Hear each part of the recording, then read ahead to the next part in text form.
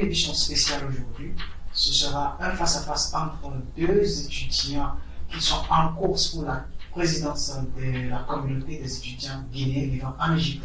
Je reçois ici pour vous, à ma gauche, M. Faro, étudiant en littérature française à l'Université du Caire, et à ma droite, nous avons M. Barry, qui est à l'université qu'on nous présente plus, à Lazare. Il étudie le droit islamique. Alors, M. Faro, M. Barry, soyez les bienvenus sur le débat du jeudi. Merci, M. Barry. M. James. Merci beaucoup, M. James. Alors, pour commencer, je vais directement vers M. Faro, qui se fait appeler visionnaire. Pourquoi ce slogan? Merci de m'avoir donné la parole, M. James. Merci. Pourquoi je m'appelle souvent visionnaire? Parce que depuis mon enfance, j'ai toujours l'idée d'être un chef, raison pour laquelle, quand je me suis retrouvé sur le sol égyptien, donc j'ai pris l'initiative de diriger la communauté estudiantine guinéenne d'Égypte, raison pour laquelle je me nomme souvent le visionnaire. Merci pour cette introduction. Alors, je reviens à vous, M. Barry. Alors, d'où est partie cette idée de rester à la tête de la communauté des étudiants qui est vivant en Égypte? Et donc, j'ai eu en fait l'initiative de me présenter pour cette année scolaire et universitaire 2019-2020 au niveau de la présidence des étudiants, parce que tout simplement, je me sens aujourd'hui à la hauteur d'assumer cette responsabilité. Et cela s'explique par le fait que j'ai eu la chance à l'université de faire des sciences politiques. Donc, par la suite, j'ai eu aussi l'expérience de mettre toutes ces théories en pratique, parce que depuis l'année 2019, je milite dans une des plus grandes associations de la Guinée, qu'on appelle l'ANG, l'Association des élèves étudiants musulmans de Guinée, où j'ai été successivement président, mais aussi premier responsable de la communication dans mon université, que je vais avancer à raconter de son premier. Donc depuis que également je suis en Égypte, j'ai eu aussi la chance de militer dans toutes les grandes associations guinéennes ici en Égypte. J'ai travaillé dans le Conseil des Guinéens d'Égypte en tant que membre de la commission électorale. J'ai travaillé également en tant que conseiller, membre du conseil consultatif, et plus particulièrement avec le bureau des étudiants, c'est-à-dire l'Union des étudiants guinéens d'Égypte, où j'ai travaillé également pendant 2 ans en tant que conseiller, membre du conseil consultatif. Et l'année en cours, j'ai été aussi le deuxième responsable chargé de la culture et du sport. Donc, pour toutes ces raisons, je me vois aujourd'hui comme... Donc, si on résume, c'est votre parcours qui vous motive aujourd'hui à... Exactement, c'est-à-dire mon expérience, ma maîtrise par rapport à la gestion humaine, c'est tout cela qui me pousse aujourd'hui à postuler pour ce poste. Et je sais que les étudiants m'écoutent et vont m'écouter. Et je leur demande vraiment, parce qu'ils savent que depuis que je suis là, je les ai toujours servis sans m'en servir pour des raisons personnelles. J'ai toujours été au service des étudiants. Et donc aujourd'hui, je suis là devant eux pour exposer ma candidature parce que je me sens être capable de faire. Merci beaucoup, M. Barry. Alors, M. Faro, on le voit clairement, M. Barry qui vient de détailler presque son palmarès, je vais dire son cursus. Et vraiment, ça a de la taille, mais vous, en tant que challenger de M. Barry, qu'avez-vous de plus intervenir? Le samedi, les étudiants guinéens d'Égypte choisiront leur prochain président. Une décision importante et grave pour un homme. Je dois dire ce soir quel président je serai si les étudiants m'accordent leur confiance. Ce sera le président de l'éducation.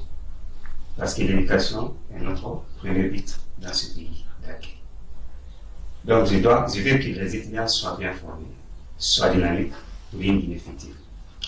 J'ai alors cherché et négocié des grands cabinets qui donnent des formations adéquates et qui décernent les diplômes, les attestations et les certificats acceptables partout. Donc, raison pour laquelle, et ça c'est d'abord l'éducation est mon souci principal pour gérer cette communauté estudiantine guinéenne d'Égypte. Et ma mission phare, je vais dire. Donc, une fois à la tête de cette communauté estudiantine guinéenne d'Égypte, c'est ce qui sera ma première préoccupation pour servir. Exactement. Donc, vous avez comme en première l'éducation, mais je ne doute pas parce que j'ai aussi vos deux projets. Je vois aussi dans le projet de M. Barry qu'il y a l'éducation figure. Donc, ça veut dire que vous avez presque le même projet, mais qu'est-ce qui vous démarque? Qu'est-ce que vous avez à apporter de plus? Parce que lui, il a mentionné, votre ami a mentionné tantôt l'éducation. J'ai vu les deux projets, je les ai comparés. Vous aussi, vous avez quand même mentionné l'éducation dans votre projet, même si vous ne l'avez pas dit en fait. Bien. Avec cette ressemblance-là, qu'est-ce que vous avez qui se démarque de M. Faro? En fait, ce qui va faire beaucoup plus une démarcation, c'est parce que moi, je suis un homme de terrain. Depuis 6 ans, je suis dans ce pays. Je connais parfaitement toutes les réalités du pays et je suis professeur de français. Par la grâce de Dieu, j'ai concouru à la formation de plusieurs de nos compatriotes. Donc aujourd'hui, j'ai à mon actif notre siège. Et dans ce siège, alors, je vais le transformer en un véritable centre culturel. C'est-à-dire, je vais désormais, comme je l'ai dit dans mon projet, peut-être que vous avez vu, finir des gaspillages inutiles de l'argent dans les différents centres de formation. Désormais, je mettrai toute mon expérience au service de ma communauté. Et je n'hésiterai pas de vous appeler, vous, en tant que presse, pour venir superviser toutes les activités qui vont se tenir au centre.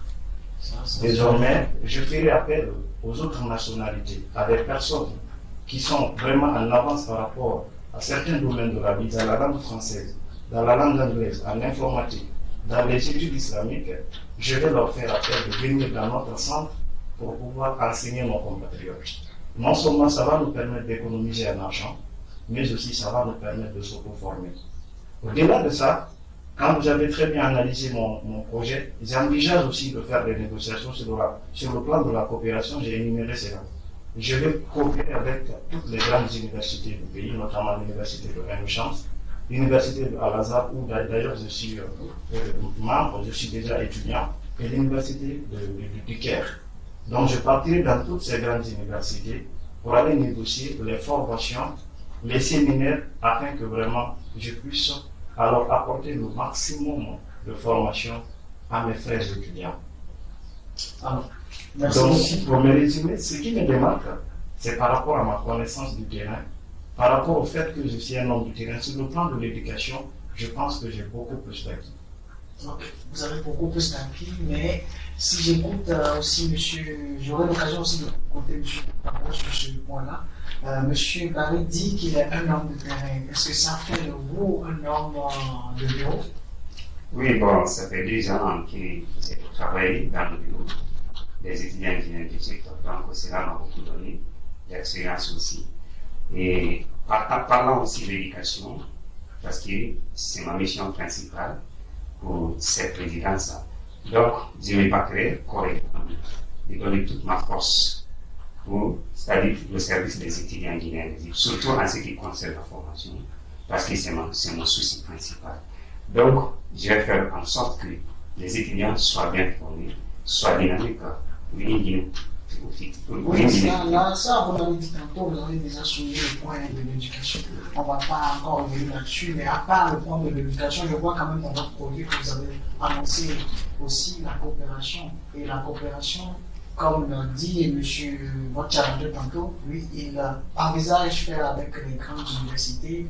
Et vous avez mentionné un point que j'ai lu, c'est la coopération avec d'autres nationalités. Si vous pouvez nous donner un peu plus de détails, qu'est-ce que vous mettez dans cette coopération-là? Bon, si vous me permettez très bien, avant d'arriver sur ce point, donc je dois éliminer aussi, il y a des points très très importants.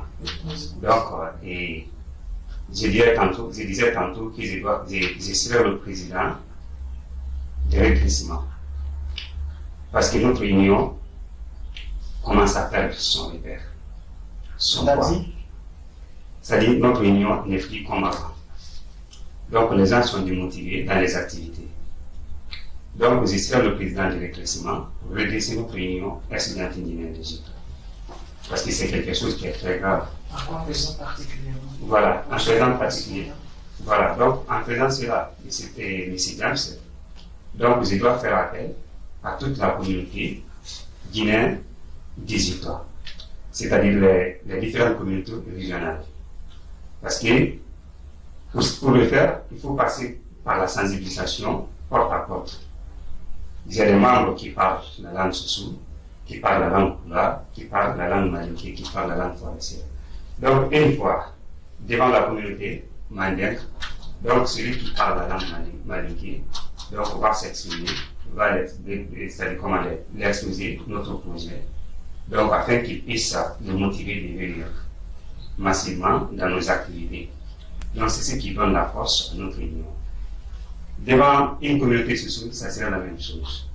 Une communauté basse-côte, ça sera la même chose. Une communauté forêt, ça sera la même chose. En résumé, vous avez un projet qui met l'accent sur une inclusion interreligieuse et interethnique, c'est-à-dire un mélange ethnique, c'est-à-dire un vivre ensemble avec toutes les différentes communautés que vous avez en Guinée. Oui, exactement, parce que je serai aussi le président du rassemblement. Pourquoi le président du rassemblement? Si nous regardons notre communauté estudiantine guinéenne d'Égypte aujourd'hui, donc il y a une division sociale. Donc, il y a une question qui se pose. Comment réunifier les étudiants guinéens d'Égypte? Donc, pour ce faire, il faut, c'est-à-dire, composer le bureau. Mon bureau sera composé, est déjà composé par toutes les différentes ethnies. Donc, c'est ce qui donne encore la force à notre communauté. Parce que si chacun se voit représenté, se voit considéré, se voit respecté, donc, ça va non seulement nous donner, c'est-à-dire, comment dire, la force, mais aussi dans toutes nos activités, ou bien dans toutes nos choses, c'est-à-dire, comment dire, nos activités sociales. Donc, nous pouvons aller ensemble. C'est-à-dire, ce qui appelle, comment on appelle, la cohésion sociale. La cohésion sociale. Merci beaucoup. On va revenir dans le détail, peut-être si le temps nous le permet, parce que c'est le temps qui nous juge ici. Je vais retourner juste avec M. Barry, parce que tantôt, M. Faro a énoncé quelque chose. Je ne sais pas si vous êtes du même avis. Il y a une petite déstabilisation dans la communauté estudiantine. Est-ce que d'abord vous êtes de cet avis-là? Bien. Très bien. Donc, cette question me renvoie avec mon programme social. Alors déjà, est-ce que c'est... Exactement, je suis d'accord. Alors, vous allez me permettre, si vous êtes d'accord, de vous poser une question. Est-ce que cette déstabilisation-là est la responsabilité de cette déstabilisation dont M. Faro, est-ce qu'elle est issue de la mauvaise gestion du mandat qui est en cours? Très bien, c'est une très belle question, M. James. Je pense que on ne peut pas accuser le bureau sortant d'être vraiment à l'actif de cette situation.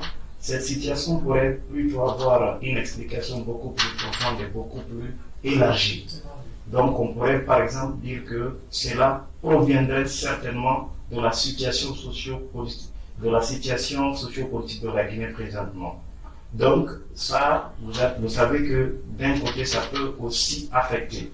Donc je pense que en grande partie ça peut s'expliquer par ça, mais de l'autre côté aussi il y a aussi les clivages, il y a aussi le fait que chacun veut tout simplement s'auto-tailler comme étant la pièce maîtresse du bureau, et donc par conséquent il pense que toute personne qui va venir pour être à son service, et il va l'avoir à son actif. Ça aussi on peut l'expliquer par ça, mais en grande partie, comme je vous l'ai dit, cela pourrait probablement s'expliquer par la situation actuelle qui se passe dans notre cher pays. Et donc c'est l'occasion pour nous de prier le bon Dieu vraiment de réinitier tous les Guinéens. Maintenant, à ce qui concerne mon programme social, comme l'a dit mon frère, c'est un programme vraiment qui me tient au cœur. D'ailleurs même, après le volet éducatif de mon programme, c'est le volet social qui va venir immédiatement. Parce que qu'est-ce que vous mettez dans le volet social? Très bien. À ce niveau, je veux d'abord commencer par vous dire que présentement, je suis très fier de mon bureau. Pourquoi je suis fier de mon bureau? Parce que, comme l'a dit mon prédécesseur, j'ai reçu vraiment à me tailler les grandes personnalités qui pourront vraiment m'aider sur le plan social à redorer le blason.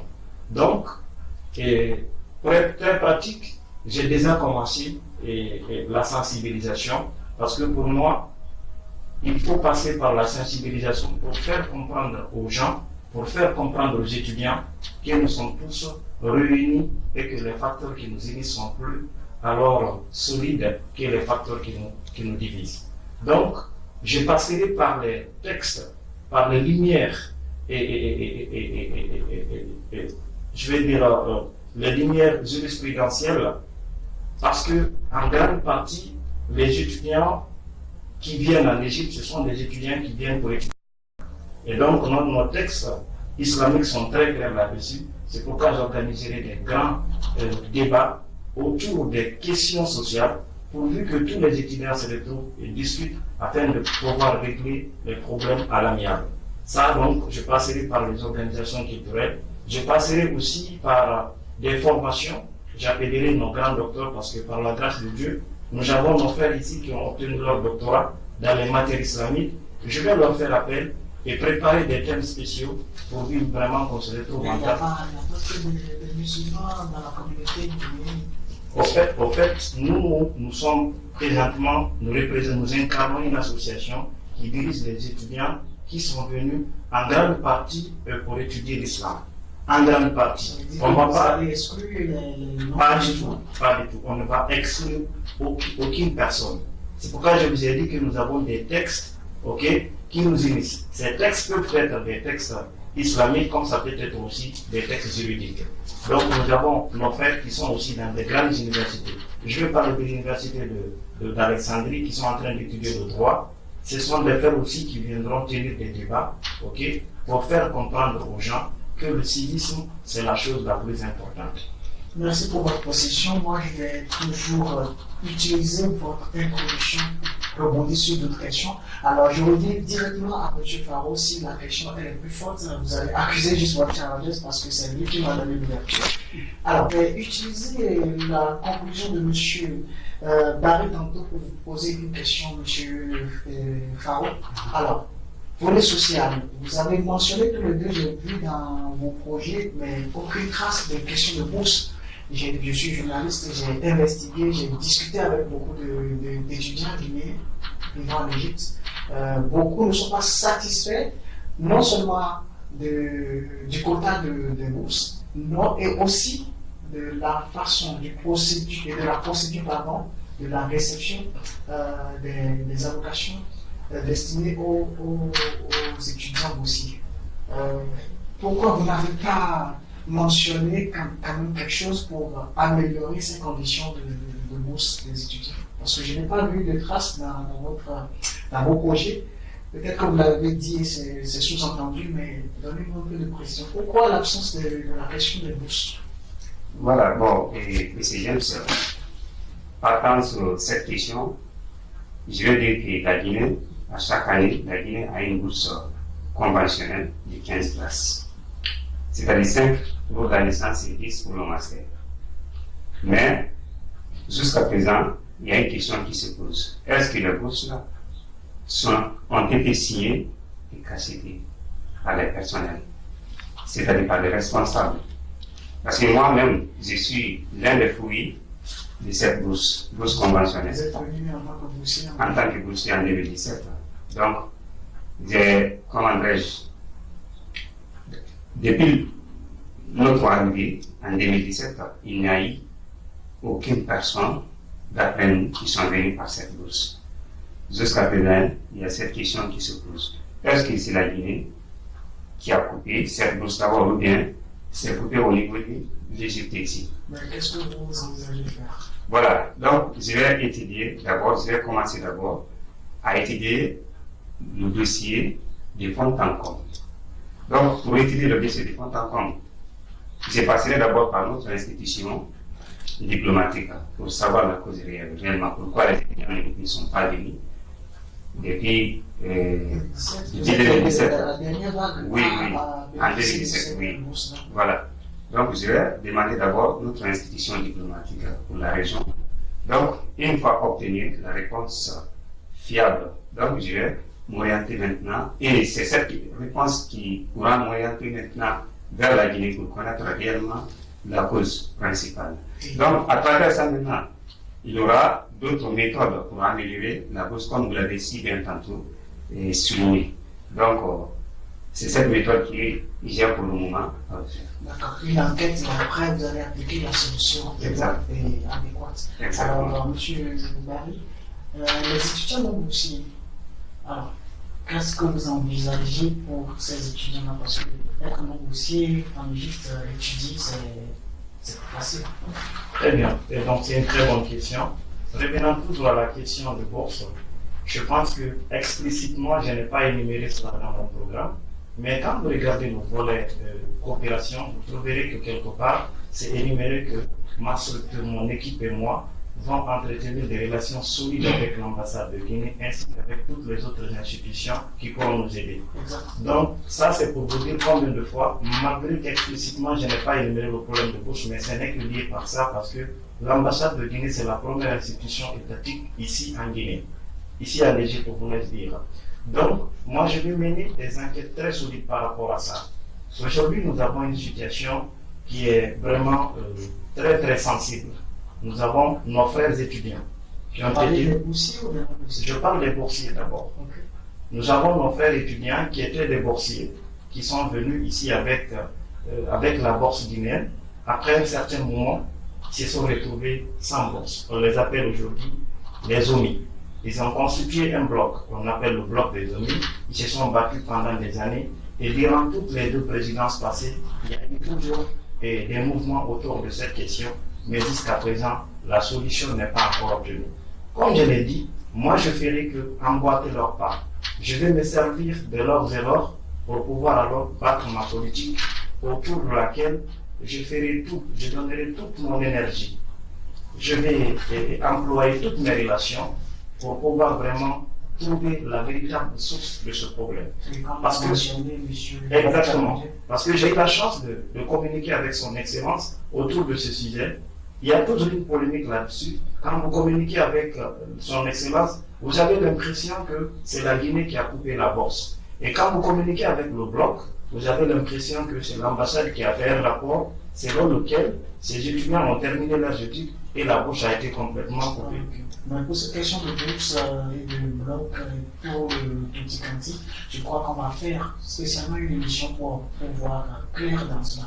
Bien. Parlez-nous des non-boursiers parce que c'est... Très bien. J'allais revenir à ça parce que en fait, c'est une question qui est très sensible aujourd'hui. On ne peut pas parler de bourse sans parler de ces étudiants parce qu'ils sont dans une situation vraiment très pénible. Vous imaginez un étudiant qui est venu pour étudier au compte d'une institution et qui se retrouve dans la situation, alors qu'il y a d'autres personnes qui ne sont pas des étudiants, qui sont en train de bénéficier de ces et qui sont là à côté en train de voir. Ça fait mal. C'est pourquoi c'est une question qui est très sensible. On n'est pas prêt à débattre sur ce sujet, il n'y a pas de problème, je comprends, je reviens aux étudiants non boursiers. Qu'est-ce que je vais faire? Aujourd'hui, ce n'est pas simplement l'État guinéen qui donne les bourses. Il y a aussi d'autres institutions. Moi, présentement, je n'ai pas de bourse je n'ai pas une bourse guinéenne, mais plutôt j'ai la bourse de l'université d'Alaska. Donc, ce que je veux faire, j'encouragerai mes frères étudiants de s'orienter vers les écoles, d'aller s'inscrire dans les différentes écoles, et mon bureau et moi, nous allons effectuer toutes les démarches, nous allons les orienter afin qu'ils puissent avoir des bourses. Merci beaucoup, voilà qui est bien résumé. Chers amis internautes, nous avons fait une petite pause et nous revenons sur le plateau pour conclure cette émission spéciale qui est destinée à l'élection du poste de président pour les étudiants guinéens vivant en Égypte. Merci.